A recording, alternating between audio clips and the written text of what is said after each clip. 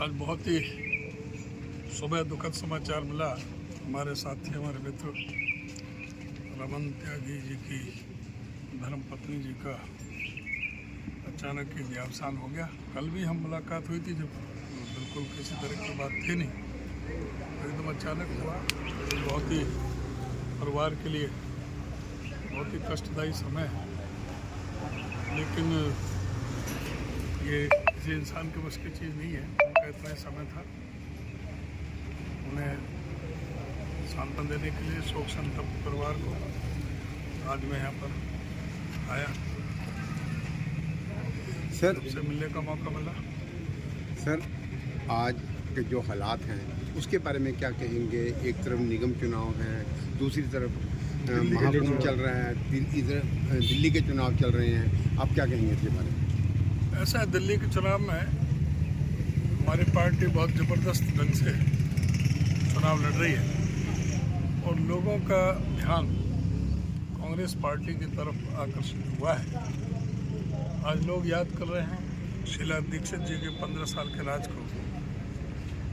जिस तरह से अरविंद केजरीवाल और उनकी टीम ने अन्ना हजारे जी को एक हथियार बना करके कांग्रेस पार्टी को बदनाम करने का प्रयास किया। एक विनय राय जो CAG की रिपोर्ट लेकर के आए और उसकी सारे कांग्रेस पार्टी को उन्होंने बदनाम करने का काम किया। 2G घोटाला करके 1,72,000 करोड़ का, 1,86,000 करोड़ का कोल घोटाला करके, कॉमनवेल्थ गेम में घोटाला करके, और वो इस तरह का माहौल बना दिया था। और वो सारे के सारे झूठ का पलंदा निकला, कोई भी चीज़ साबित नहीं हुई। और शीला जी का जो काम था 15 साल का, आज लोग याद कर रहे हैं कि किस तरह से दिल्ली की शक्ल सूरत जो है उसको बदलने का काम किया।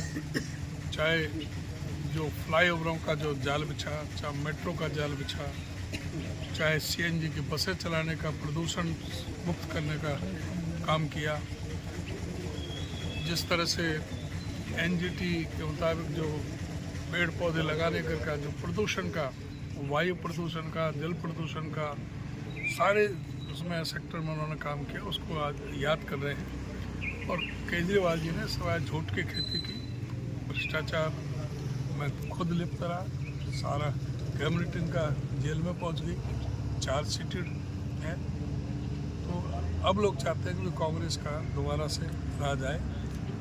बीजेपी और आम आदमी पार्टी दोनों एक थाली के चट्टे बट्टे हैं, दोनों की एक ही नीति है और दोनों झूठ बोलने में कंपटीशन रहता है कि नरेंद्र मोदी से ज़्यादा झूठ अगर कोई बोल सकता है तो केजरीवाल ही बोल सकता है। सर, अभी आप और बीजेपी को और केजरीवाल को एक ही थाली की चट्टे बट्टे बोल रहे हैं। एक तरफ तो आम आदमी पार्टी के साथ आप गठबंधन करके अभी पिछले कल चुनाव लड़ा वहाँ पे आपने चंडीगढ़ में मेयर का, एक तरफ आप उसको क्रिटिसाइज कर रहे हैं। देखिए, हमने कोई आम आदमी पार्टी के साथ गठबंधन, इंडिया गठबंधन का था, उसमें आम आदमी पार्टी भी एक पार्टी थी। हमने पार्लियामेंट में भी पंजाब में अलग अलग चुनाव लड़ा, ये कोशिश कर रहे थे। आप देखो कि 7 सीटें हमारे आई, इनकी 3 सीटें आई, यहाँ पर 1 सीट हमने दी। जब शुरू में जब केजरीवाल आए थे तो चाहे कांग्रेस हो चाहे भारतीय जनता पार्टी हो, उनको कह रहे थे भी कि फ्री की रेवड़ियाँ ये बांट रहे हैं। और आज भारतीय जनता पार्टी हो या कांग्रेस हो, सभी फ्री की रेवड़ियों के ऊपर चल रहे हैं। जो भारतीय कांग्रेस भी रेवड़ियाँ बांट रही है दिल्ली के चुनाव में। देखिए, जो फ्री की रेवड़ी की जो बात थी, कांग्रेस ने जरूरतमंद की हमेशा मदद की।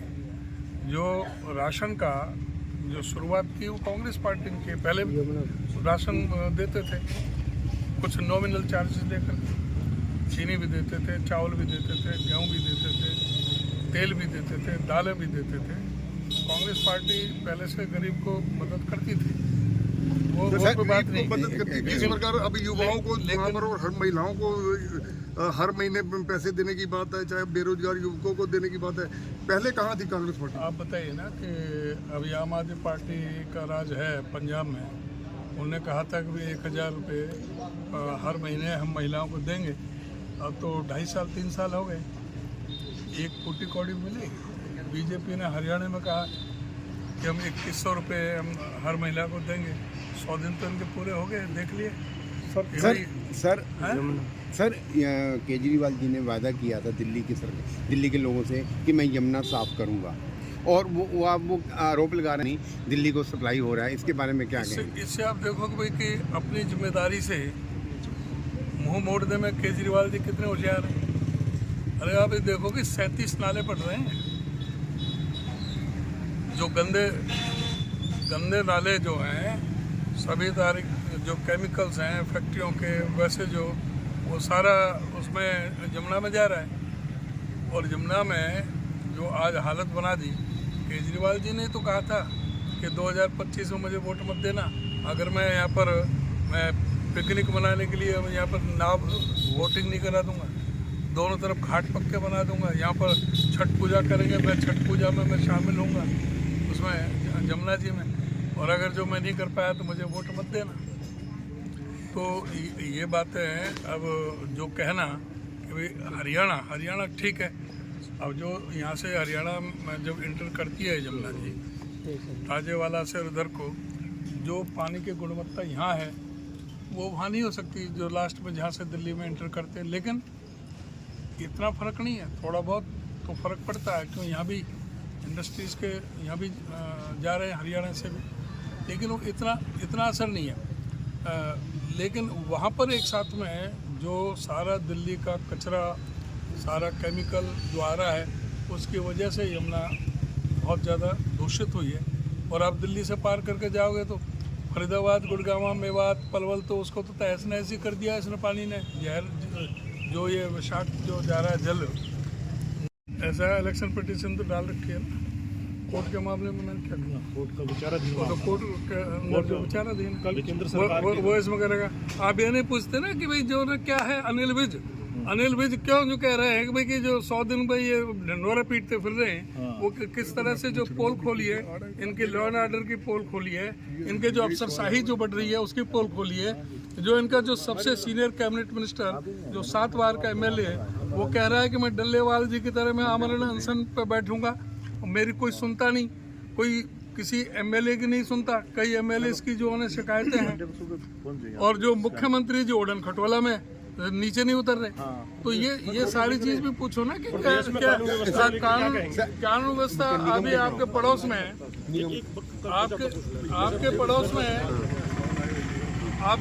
ही अभी आपके पड़ोस में नारायणगढ़, जो मुख्यमंत्री का अपना विधानसभा है, उनका अपना एरिया है, वहाँ पर जिस तरह से दिन दहाड़े, जिस तरह से शाम के वक्त सरेआम दुकान में घुस करके जो हर विलास जो बहुजन समाज पार्टी का उम्मीदवार था, अभी इलेक्शन लड़ा 4 महीने पहले, उसको जिस तरह से गोलियों से भून डाला, ये कानून व्यवस्था है। कानून व्यवस्था का पूरी तरह से जो दिवाला निकल चुका, ऐसा कोई शहर नहीं जहाँ से फिरौती नहीं मांगी जा रही। आज व्यापारी भयभीत है इस शासन के अंदर, पूरी तरह से हर शहर में बाहर विदेशों से बैठ करके जो फिरौतियाँ मांगी जा रही है। गुंडागर्दी एकदम चरम सीमा पर है। खनन माफिया जो है अपने पूरे शबाब पर है। खनन माफिया पूरी तरह से कोई डरता नहीं है प्रशासन से, नाम का प्रशासन है, कोई प्रशासन नहीं है। सर, निगम के और नगर पालिका के चुनाव हैं, उसके बारे में आपकी पार्टी वाले कन्वीनर बना रहे हैं, उसके अंदर भी गुटबाजी खुल के आ रही है। कोई गुटबाजी नहीं है, अभी चुनाव आ रहा है, चुनाव लड़ेंगे और मजबूती के साथ में जीतेंगे।